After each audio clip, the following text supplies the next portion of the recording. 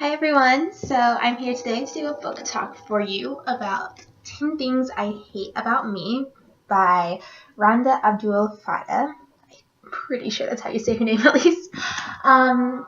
This is a book, it takes place in Australia, so that's a cool little element that it's not just America dealing with all this stuff with Middle Eastern and the kind of racism that goes along with their people, unfortunately. So, yeah, it's interesting to see that side of it and not just the American side of it, since that's all I know.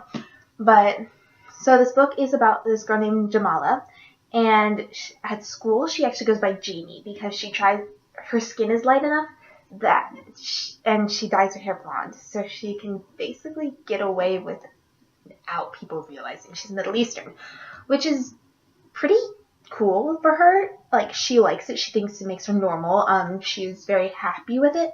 But as she's getting older, it's becoming harder and harder for her to hide that identity. So she's I think a sophomore, if I'm remembering right. She's either a junior or a sophomore, one of the two. I'm not gonna search for it right now, but she's trying so hard to hide these identities, and it's getting harder because her dad is incredibly strict. So she can't go to the movies at night, she can't hang out with her friends. If there's multiple genders, she can't go to parties. It's just like all this stuff that she can't do because of her parents. Well, her mom died when she was a little child. So it's just her and her dad, her brother Bilal, and her sister. Her sister's name is, I'm forgetting her sister's name, Shireen. So the four of them are living together in Australia, and their family dynamic is interesting. That's one thing I've found throughout this book. So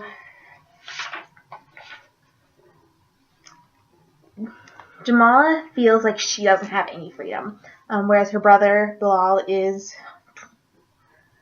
20-something, I believe, and he has a lot of freedom. He has a curfew of midnight, and I think he is 20. That's why he is. Yeah, he's just 20. So he has a curfew of midnight. He has he has a job. He has a little more freedom.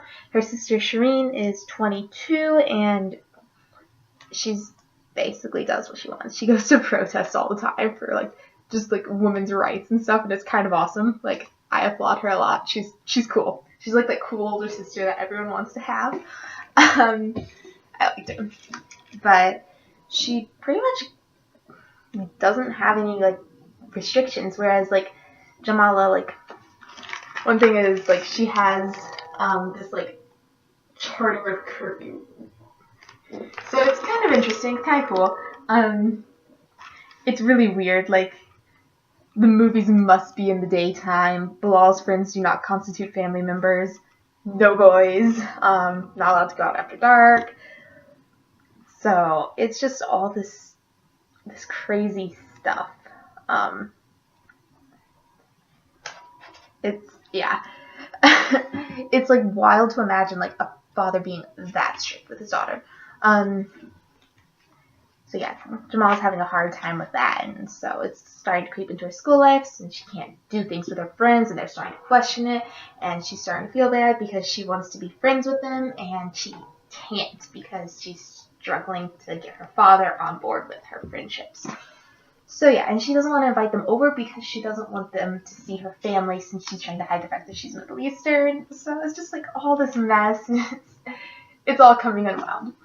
And so another thing, going on with that hiding her Middle Eastern fact, she doesn't want to ever be seen with her sister in public now because her sister, the year before this book takes place, made the decision to wear a hijab. So her dad was apparently really excited at the point when she made this decision, because her dad thought, oh hey, she'll settle down now, she'll stop going to all these protests, she'll stop being this wild child. No, she still goes to protests. She's so awesome. She wears all these really cool sounding hijabs too. She has one that's yin yang patches all over it. She has one that has a make peace not war on a veil, and just save the forest. So all these really cool little designs on these hijabs, and I really like that. she's bringing out her own identity and then adding to it by pushing her views out there too. Like, she's just making it a part of her, and I really like that. I really appreciated it.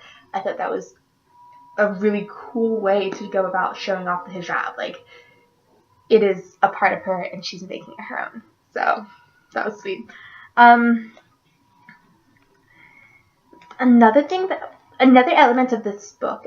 So not only is Jamala dealing with the whole Jamie thing at school, but she also goes to a Muslim school for just like a Saturday thing. And so while she's there, she's also in this like Middle Eastern band, and she plays the drums for it. She's really good. They're like this really cool little band. I wish I could hear them perform. They sound like they're amazing. But they, the Middle Eastern band ends up getting hired to play at her school's formal. So yeah, all of a sudden she's in this like huge dilemma of like, do I play in this band and my cover gets blown, or do I still continue to hide and allow myself to be Jamie? So that's kind of where her dilemma is this whole book. But the way they brought in the Middle Eastern band and like introduced it to the students is kind of like, it was interesting because the students were so against it. Like, one of them says like, Middle Eastern music, I thought the formal was supposed to be fun. Yeah, that's cruel. Because obviously he has never heard Middle Eastern music. Like, he's kind of his character throughout the book. Like, he never tries to understand other people's, like, who they are. He just kind of picks on them. It's kind of cruel of him. And now he's just like, he hears about music and he's just like, nope, done, not happening. And they like, him and a character named Ahmed, they almost get in the fight over the fact that this group now has Middle Eastern music, and it's just not what he wanted. So yeah, people are not having it, and that's a theme throughout the book. Like, that's why Jamala did not want to share her identity of being Middle Eastern with those around her, because she knew that so many people did not approve of Middle Easterners. I think that's right. So she was just trying to hide that, so she wouldn't get picked on, she wouldn't get bullied, she wouldn't get like told that she doesn't matter, and just, so that's why she became Jamie, and that's kind of sad. Like, she can't even be herself throughout this book because she just doesn't want to be bullied. And like, I can understand why she would do that. Like, nobody in high school especially wants to be bullied, and sometimes people do hide themselves because of it, and it's sad because people should be allowed to be themselves, express themselves, be their own identity in person. And that's why I really like Shireen. Like, I thought she was a great example of how you do embrace your own identity and accept it as yourself. Like, so that was a interesting contrast between the two sisters there. Another thing I really liked was just like, honestly, I just really liked how self-conscious Jamala was about her own identity. Like, she struggled the entire novel with it. She does come to terms with herself in the end. She figures out who she is, where her identity is. I think a part of it was because she doesn't have her mother figure in her life. There are some conversations throughout the text about like how her sister and her are like dealing with all this. Like, it's hard. Like, I can't imagine growing up without a mother, especially being a teenager. That would not be something that would be easy. So that was just something that I found interesting.